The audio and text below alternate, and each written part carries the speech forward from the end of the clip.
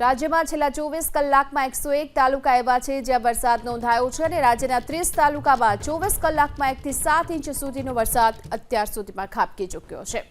વલસાડના વાપીમાં સૌથી વધુ 7 ઇંચ વરસાદથી જળબંબાકારની સ્થિતિ પણ જોવા મળી। આ તરફ વલસાડના પારડીમાં 5.25 ઇંચ, કપરાડામાં 5 ઇંચ વરસાદ છે। ધરમપુરમાં પણ 4.25 ઇંચ વરસાદ નોંધાઈ ચૂક્યો છે।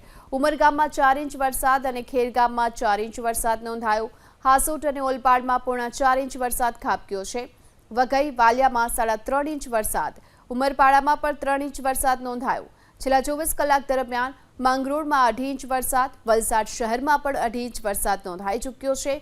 આહવા, સુબીર, કામરેજમાં 2 થી 2.5 ઇંચ સુધીનો વરસાદ ખાબક્યો।